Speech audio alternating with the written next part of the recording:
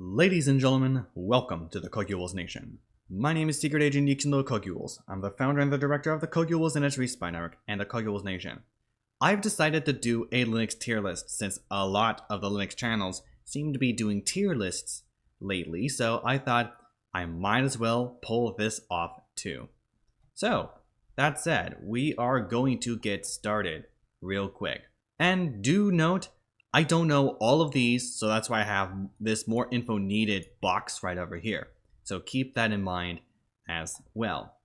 But anyway, the criteria I will be using is stability, ability to do easy gaming on it, at least 90% of Linux games, or 90% of the entire gaming library when using Wine. Also, age of the packages will be a factor into it, but it won't be too much of a factor for some operating systems. It will be for others. It will really depend on the situation at hand. And also, ease of use for both beginners and power users.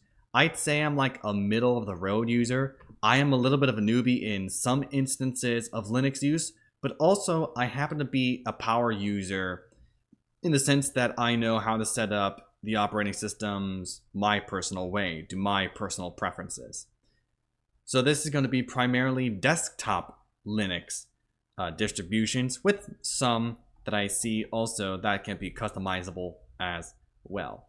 The first one we're going to be starting off with is going to be MX Linux, which is a Debian-based operating system as far as I'm aware. It's the first one I had ever seen, but not the first one I had ever used. That one is coming up sometime soon. I heard it is supposed to be pretty darn good from what I've seen of it, but I would need to use it myself, so more info will be needed about that. The second operating system is going to be the Ubuntu-based Linux Mint. It's actually from Ireland, weirdly enough. And yes, this is the operating system I use on a regular basis. We're going to be placing it on the based Godsend tier. This is one of the most popular operating systems for both beginners and power users of Linux operating systems, at least on the desktop side of things. I'm not even going to get into window management like Xmonad, Qtile, i3, or even Awesome Window Manager. I'm not going to get into window management. I'm only going to be doing desktop shenanigans. So there's that to consider. Also, it is one of, I think, the few best gaming distributions, Mint. And I do see Nubara project, which is right over here. I will be getting to that in a second. Next is going to be Endeavour OS, which I tried to get a virtual machine set up using Virt Manager, but I couldn't get that to work. I heard it's supposed to be pretty good, and fellow Linux content creator AirMax actually uses it. I would say it's pretty good. Since it does happen to be a newbie Arch, I'd recommend you do something like Endeavour if you are really new to Arch and need some help in getting it set up properly. So I would personally use Endeavour and probably another one of the operating systems on this list. Okay, I do see it on the list. Next is going to be Debian GNU/Linux from 1995. It is the oldest operating system, but it is still in active development today. A couple months ago, they've actually released Debian 12 codename Bookworm, and I'd say it's also pretty darn based. And at least as far as I am aware personally, Debian, even though it has a rock solid base, just like Mint with Ubuntu, the packages are pretty darn old. Just the age of the packages will throw you off a little bit, but you can always get the app images, or in certain cases, actually building the software from source. I had to do this because there were no PPAs or packages available in my package manager, which is APT, and I'm just using Synaptic for it. But Debian is nice and stable, though the packages are old, and it can be a nice looking desktop too. You just have to be kind of careful. It's good for beginners as well, and as long as you don't break much, you should be okay, and this would be a good way to DIY and to really build it however you like. Next, we're going to be going to Manjaro. Manjaro is the first ever operating system I used when I built my computer back in August of 2020. Unfortunately, I am going to have to place it in Nope Bad News I mean, it's okay for the most part. Manjaro is a pretty good operating system for beginners. At least I thought it was. I wouldn't recommend this if you're a beginner. Plus, on top of that, the company behind Manjaro has been doing some shady things behind the scenes, at least within recent months or years. I'm not entirely sure about it. I would need to do some more research on it. Also, the packages in Manjaro are held back, and the AUR will act extremely weird with any other uh, package inside of their own package management. They don't only use Pac-Man, but they also use their own version of Paymac, essentially. It is extremely strange, and the Manjaro packages, Manjaro's gonna break. This is just what's gonna happen in Arch. It's gonna break. But unlike other Arch-based distros, this is going to break a lot. So you better be well aware of what you're doing. Just build everything from source. I mean, you're gonna have to build everything from source anyway. Next is going to be Ubuntu. This is the operating system that pretty much put Linux on the map. The only issue is I'm also going to have to place it in the same tier as Manjaro, bad news. Mainly because of what Canonical has been doing, maybe since Ubuntu 14.04 or maybe even 16.04 if I'm not mistaken. They have been doing some very shady things behind the scenes. The most controversial thing that Ubuntu has gone under was the fact that Canonical decided to add Amazon integration and do Amazon data stealing to send that over to Amazon for advertising purposes, which is bad news. This may tick off a lot of the Ubuntu fanboys, but I personally do not give a rip, and I'm not even going to use Ubuntu. I'm already using Mint. It's Ubuntu based. I know what Ubuntu should be like if it weren't for what's going to happen in Ubuntu 24.04. Next is going to be Pop! OS, which I also need more information on. It is an Ubuntu-based distribution, and they are working on a new desktop as far as I am aware. I heard their Cosmic desktop is pretty good. It's basically just GNOME. It's just a version of GNOME that they have been working on. Also, it's by the same guys who make Linux laptops, a company called System 76. Yeah, I've been looking at one of their laptops. I actually did want to get one of their laptops, but I think it should be fine with my current build for now. Plus, it has everything I need right at my package manager or whatever. But otherwise, yeah, I'm sure Pop is pretty solid for gaming purposes, but the Pop store or the Pop shop is basically full of flat packs, maybe some snaps, and hopefully app images too. I'd love to see app images in a future Pop! OS update. But otherwise, yeah, I need more information on that. I'd have to get it myself. I tried installing it before, but nah, it's not even going to work for me. At least the way that I know it. Fedora. What to say about Fedora? It is a rock-solid operating system. It's got its own package manager called Dandified Yum, which is a fork of Yum. But Fedora is owned by Red Hat, which is owned by IBM, which means Fedora is an IBM product.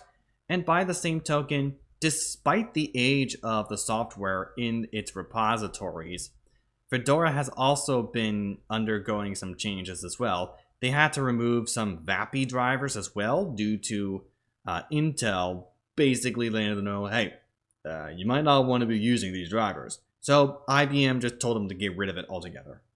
But regardless of that, most users of Red Hat, because Red Hat went proprietary recently, Fedora's not going to be affected, but sometime soon. I honestly either put it in good or average. I'll put it in good.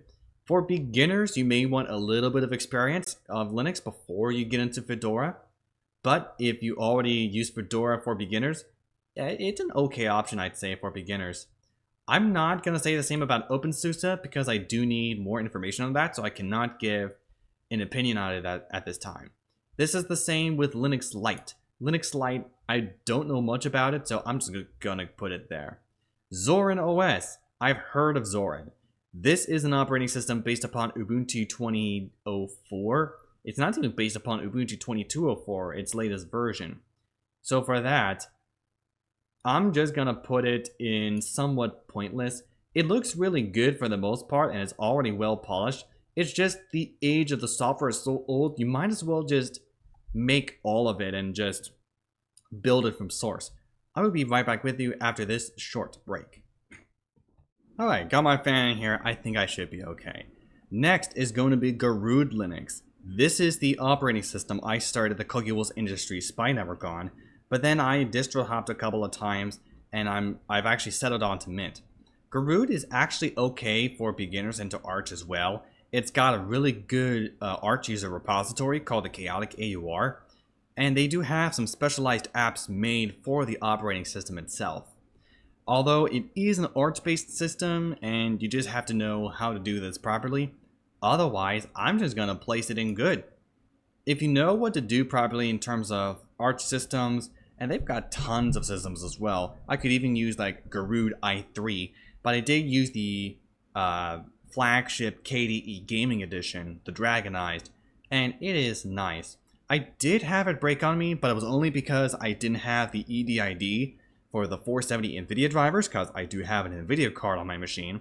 I've upgraded it since, I think, actually 2 years. I've upgraded it almost 2 years after I started CISN. So there is that to consider. Next is going to be KDE Neon, which is essentially Ubuntu based, but they don't use the Ubuntu package repository. They don't use the Ubuntu backend. What they will do instead, I think they have their own package repository, maybe based upon Debian, but it's basically Plasma and just stuff made by the KDE guys. I'd say I need more information on that before I do anything. Next, we have Elementary OS. I've heard of Elementary, but I don't really know exactly how it works or the base it uses. It probably might be is it Ubuntu based? It might be Debian or Ubuntu based. The packages are pretty old, and it's just old. I'm not entirely sure exactly how to explain it, so I do need some more information on it. Antics is the same. I do need more information on it. And now we get to Kali Linux. I have not used this distribution, but I've seen how it's used. It's good for security researchers, pen testers, anything cybersecurity based. This is good for you. But otherwise, I'd probably place it somewhat pointless. Beginners are not recommended to use it because you need to know how Linux works. And plus, as I said, it's good for those in cybersecurity and those who want to really test your own machines. If you do any type of attacks or anything like that, you just want to make sure that you protect yourself against any type of nonsense that will happen in the future. Puppy Linux, this is quite a lightweight distro, but I hadn't used it, so I do need more information on that. You're going to get a lot of more info needed here, so do keep that in mind. Nubara project. I would consider it pretty good news. It is better than Fedora because of Glorious Eggroll and what he had to do in order to get it working properly, especially for beginners into Linux as well. I'd also recommend this for beginners. Mint is also good for beginners as well. I would place it in that category too, but it is a base godsend and everybody knows about Mint, especially with a Cinnamon desktop, and I use the Cinnamon version of Mint. You would know because I've used it multiple times. So there is that to consider. Otherwise, Nubara is very well maintained for gaming purposes, especially with the Nubara 38. I heard it's supposed to be good. I would test it myself. I have used it on bare metal before. I've used Mint, I've used Nubara, and Garuda on bare metal. I've even tried to install something like Pop on bare metal, but to no avail. Next is going to be Alma Linux, which is basically a server-based Linux. It is based off of Red Hat, and I heard it's supposed to be really good for servers as well. But unfortunately, based upon what I've been seeing with the Red Hat nonsense, I mean, Alma, I thought would be good, but really, it's either pointless or average. I actually need more information on it now that I think about it. But what I know about for sure, I hadn't used it, PC Linux OS. Yeah. PC Linux OS is basically trying to be Windows, but it's kind of a weird mix of Windows software running on Linux. They probably made like, I think it uses the Windows core. It's not even a Linux distribution because it's a lot of proprietary software. It is from Brazil too, which makes it even worse, in my opinion, in terms of operability, because it's so weird and wacky that I wouldn't even use it, to be completely frank. Next, we get to Vanilla OS. I have seen this, and it's pretty stable. It was based upon Ubuntu point releases, but the guy behind Bottles, who's also making Vanilla OS, the people behind Vanilla are actually going to be changing to a Debian base. But for now, I would actually put it in the average tier, mainly because of the fact that, yes, it is based upon Ubuntu, and it's going to have some issues with Snap, but by the same token, Vanilla has a unique system of immutability where you could use each of the different package managers. You could use apt, you could use DNF, and you could even use Pacman as well. So I find that extremely interesting. I would actually place it in the good tier, and I'll probably place Fedora in average tier now that I think about it. I think I should be okay with that. Next is going to be Alpine. I don't know much about Alpine Linux. It is also a minimal build, but I don't know what base it uses. And by the same token, you have to build it from scratch. So basically, to the style of Arch or Gen 2. NixOS, I've tried to use NixOS before. It's actually got some really good reproducible builds. And for the, I guess, its ability to do reproducible builds, and the fact that it has really good potential for gaming, I'm going to place it in the average tier. It definitely has potential. Peppermint, I'll put down there. Now, we do have some Ubuntu stuff with any type of desktop environment, but I'm also going to place them here. Kubuntu can go there, Lubuntu can go here, Xubuntu can go here. It's basically just Ubuntu. Ubuntu Studio is basically an AV version of Ubuntu, and I do have one of the backports. I'm also not going to recommend Ubuntu Studio. Just use a different version of Mint if you want really good AV stuff. Better yet, you could use some like Fedora Music Lab with Jack and whatnot. So that's also another recommendation I would do. Solus, it's going to be placed in bad news, mainly because Solus is dead. BlendOS, I'm not too sure about BlendOS, so I'm going to place it in more info needed. This is going to be populated with a lot of different operating systems, I will say. Next is going to be Slackware. Slackware is kind of unique. It's from '93 as well, I think. It is the oldest active Linux distribution in the entirety of the Linux kernel with the GNU tils.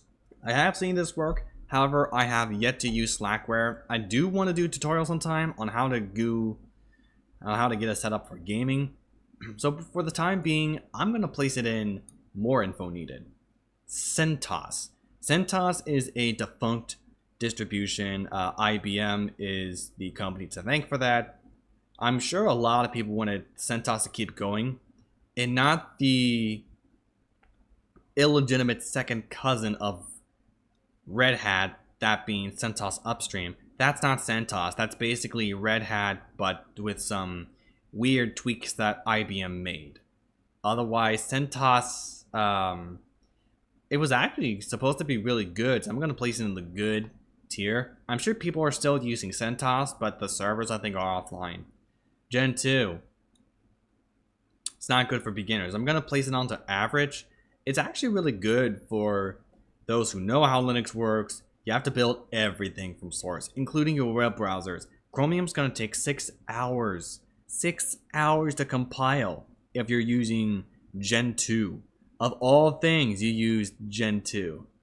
I mean, it's insane. I mean, it shows you know how Linux works and whatnot. Fellow content creator Mental Outlaw actually uses Gen 2, and, well, he knows how Linux works. Red Hat. It's become bad news. For those of you that are unaware, Red Hat is licensed under GPL 3, I think, but IBM was able to find a loophole that basically made it to where it's only distributable within subscribers of Red Hat. So they made it to where Red Hat is now only distributable if you already are a paying customer of Red Hat Enterprise Linux or RHEL. This caused a lot of backlash to the Linux community, and some of the developers of Red Hat did not want any of this. I'm sure none of the engineers wanted this either. It's definitely the executives at IBM that just wanted Red Hat to be essentially locked down. This is another lockdown sort of deal. So I would not trust Red Hat at all. Also, Ubuntu Mate, yeah, no, not happening. Now we get to Arch Linux. Arch is, if you know what you're doing, it's actually considered a godsend. But seeing as how much of a godsend it is, it's also very unstable and you need to know what in the world you are doing. But if you know what you're doing, Arch can be extremely fantastic to use, especially on laptops and whatnot. And Artix as well. Artix is basically systemd free Arch. I can say that most of these operating systems use systemd, which is an init system. I don't know how to explain an init system. Basically what you use for booting purposes. Artix uses a different one. You can use OpenRC. You can use, I think, Runinit or something like that. I'm not entirely sure. But Artix would also be good. I am going to place it in the good category. Next is going to be Deepin. Deepin is a Chinese distribution. I think it's really the only Linux distribution allowed in China, especially since they use Baidu and all the usual Chinese proprietary software that's installed onto Deepin. That desktop environment is nice, I will say that for sure. But otherwise, it's pretty pointless for the most part, because unless you live in China and this is the only Linux distribution available, I would not really recommend using this. You'd have to really despookify it a lot. Next is going to be Void Linux. I have heard about Void, and it is Arch based, but I do need some more information on it. I am going to be trying more operating systems out in the near future, at least sometime in the future. EuroLinux, I don't know what in the world EuroLinux is, so I definitely need more information on that. But what I do know about is Rhino Linux. It is based upon, I think, Ubuntu LTS, but it's pretty easy to set up as well. I would say it is pretty good for the most part. GUIX, I would probably put that there. Parabola, I think Parabola is Arch based if I'm not mistaken, but without any proprietary blobs. There's no proprietary blobs in Parabola. I do need more information on it. Next is going to be Silverblue, which is a Fedora distribution. It is considered to be immutable due to its, I guess you could say, its A-B sort of deal. I don't know exactly how to describe it. It is very immutable, but I hadn't used it yet. My stepfather has used it before, and I'd say it would probably go under good. I'm actually going to place, what else am I going to place? I think I'm actually going to place vanilla under average now that I think about it, because I do remember a couple more things about vanilla. Next, and second to last, we have Asahi Linux. There is a VTuber actually working on reverse engineering, I think the M1 Mac GPU, if I'm not mistaken, Asahi Lina.